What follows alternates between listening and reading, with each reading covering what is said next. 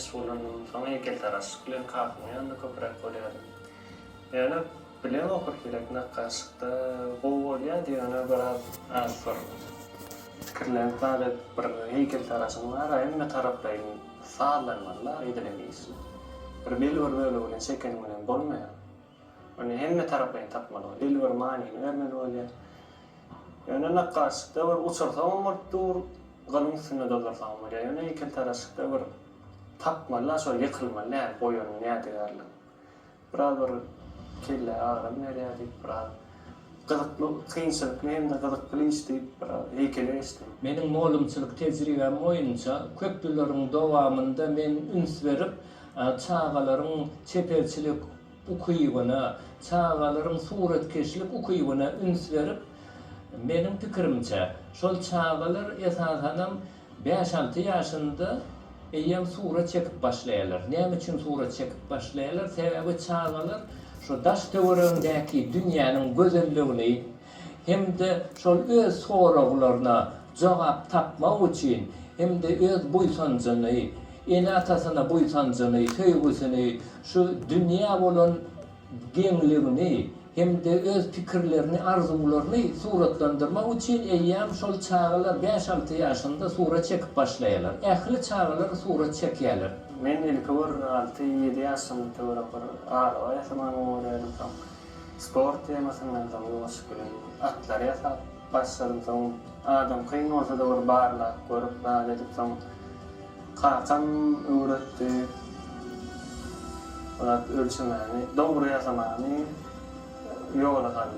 Meniň kakam esasy ilki kompozisiýa manisna üstlerdi. Hemen ýyjak bolýan şu dolar esermesinde. Hemen ýetirjek bolýan. Halkyna hem täsir etmek şu eser. Anasında hemişe mıhmançılıkta olup onun maşgalasında hökmany ýagdaýda sunwata uly sarpa goýulýar. Saratma olum öz-özünden talep edýär. Hem daş töwereginden hem şol ýaly talep edýär. Talapkär adam öz sunwatyny ýolup, kemilleşdirip köp ýyllariň dowamında uly netijelere, uly üstünliklere barýar. Sen täsir eden okşarak bolýar. Şadiýa ruhy bilen bolsa, o türkün şonu ýaşaty geçişi. Onun bir köp zatlar täsir edilýär şo wagt. Esasen o gaharyň gelen wagty bir işinden çykar diýe kakama. Şol döwri defnedim öyle geçmek. Bir zamanda 30-40 okuwçyny okutdum. 22 ýylda şu ýerde okuwçy ýapynar bolýar. Türkmeni tunmadı, gartındı. Sonra bu işler oturan okuwçy Kemahan durýar. Onu hem olan bolýar.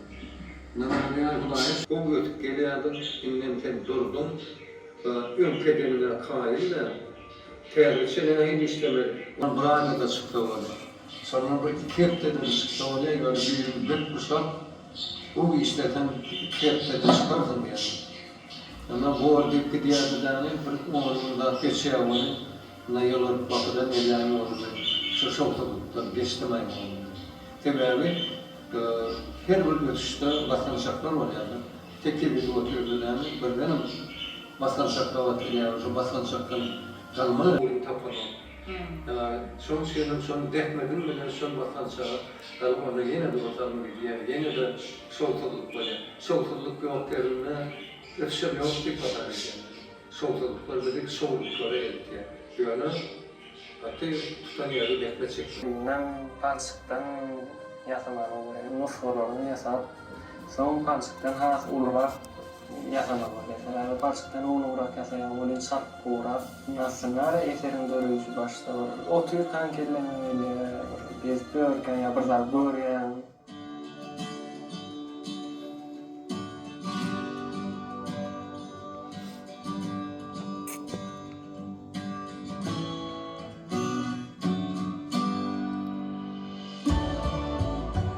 İşin elbette bir işi başlamak. Başlanan zaman böyle tapmak. Yani etap gidip oturuyor. Sonra onu kurulduk. Yani birinci geçiriyetler yine diye şadatlan öldüğünün bir lezzeti var. Birinci gelen zatlar bayi ülkeler işte. Şoň üçin birinji geçen zaman başgaça boldy. Ahyrynda da bu torpşan bir ýerine goýansam, onun ne boldy diýende, ýene oňsana başga işlerine da sözüm boldy. Ana en ululerde şol. Yani şu filmde yani eterler 2013 yılda men Türkmenler ayus bir eser çekti. Onun sergi oylu var. Sağ vaktin çeken ismi yani sonra var neyse lan Mariyan yakında var. İyi ki leşmen yürümedim bunu. Ente bu eserin doğru da yok yani. Bunu yasanın niyetlerinde var yadigarlı Türkmenli gözünü tutup var. Yasadı bunu ente kurup galiba vermeli materialini gips materialini mesela ayın gördüm lazım işken yani bu manisi bulgun sistemanın sonku arbitası bunun şol arbitadaki sonku planeta böyle manisam Türkmenler vatandaşlar gelecekte sonku planeta var şol planetada baydalanıp onun duruşunu öğrenip innem ilim bilim ömür geleceği yaktadık. İnnem şol gün arbitasından çıkmanın yürüğünü düğünlüğü mani vermek istedim. Yine işini de adam bu başta plastilinden yasanan eser. Son gipsten geçirilmeli, kat materyali son sünneler işlep yüzünün göllerini geçirmeli, ayı çıkarmalı. Biraz entay iş var. Onun metal renkine işleyen, biraz ağramlı oynar yani iş. Gelecekte nesip olsa var, yadigarlı edip dikmek nesip eder ya. Bizi buýsandyran zat, şun ýaly bagtýarlyk döwründe bizim çağlarymyza, bizim zehirli çağlarymyza uly mümkinçilikler döredip berilýär. Mysal üçin bally öz sunuwatyny ösdürmek üçin ýaşyna garamazdan Türkmenistan'da geçirilen ya da Daşarık'ta geçirilen dürlü çeperçilik servelere katnaşıp bilye, öz zehinini, öz sunuvatını, hem de öz dünya arayışını görkezip bilye. İlkinci iyi savaşlarında bir temanı öldü. Esasında temanı öldüler, sonra şol temanı gerçek manisi var, oylanıp, son heykelin diline salmak var bir fikirler başlar. Son kişilik nuskosunu yasak görüyor bu şeylere. Nuskosu uğurdan olandan sonra bir iki esse ya üç esse uğurtlar oluyor. Talep eden görünüşler oluyor. Sonra öz talabını verip özünü var sağına salandan sonra şonu yadigarlı edip koylayan yadayına şol yerine durur mu ya var. Şemanın asağında ya var. Den ağramsızlığın asağında var. Kaylar mı kayıtmaz mı? Şu tarafının asağı var mı oluyor. Her gün suret çekmese, ya da her gün heykel yasamasa, palçığı öz barmakları bilen duymasa, ezmese, şu sunuvatın ince sırlarını düşünmek kıyın. Şunun için Ballyň eserine ben üns verimde, şun eserlerinde höwes var. Yani çağanın zehini var da gürlemek irrek. Näme üçin ir sebebi sunuwatda birden dehin bir kemale gelen ok. Iň uly suratkeşler, iň meşhur suratkeşler dünýäde iň tanymal suratkeşler Hökman Köpbilnap okapdyrlar, bilim alypdyrlar. Olar käsi bir mollumyň elinde, käsi bir näçe halipalaryň elinde okap özlerini timarlap uly derece ýetipdiler. Käsi ören kyn ýagdaýda, ören kösenip sunuwatyň uly derejesine ýetipdiler. Sebebi sunuwat ören inçe dat. Onu duymak gerek, ýöne duymak üçin işlemek gerek. İlkinci mollum ben kakam. Küçükden terör, ömrüye, üstçe karşıyım şu ufakağının içinde ölmesinden. Ondan sonra täze olmalı. Buna karşılık boyunca ince telkinlerine uğradı. Şehirli yurdumuzda halkara parahatçılık ve inançmak gerek. Şu yılın adı bilen bağlanışıklı her gün öz täze işleri bilen parahatçılık diyemezin saylap eserlerini göreceğirler. Men şu yılın adı bilen bağlanışıklı täze bir parahatçılığı anlatyan öz eserim mektebime soğuttuydum.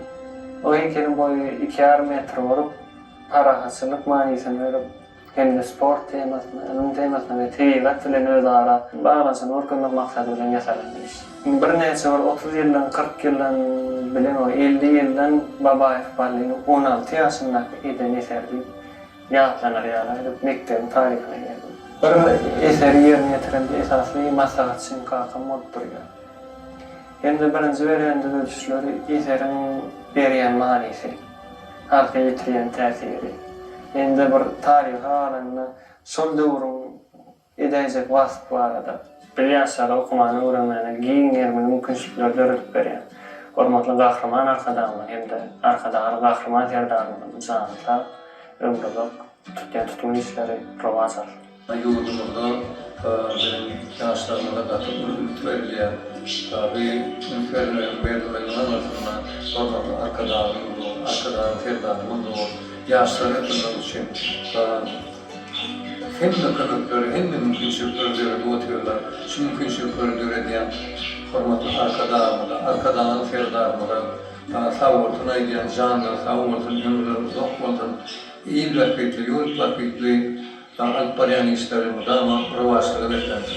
Sungat yolunda täze owadan eserleri döretmäge, uly mümkinçilikleri döredip berýän gahryman arkadaşymyza hem-de arkadaşly gahryman serdarymyza uly sag bolsun aýdýarys. Janlary sag bolsun, belet başlary aman bolsun, il ýurt bähbitde alyp barýan işleri hemişe rowaj alsyn.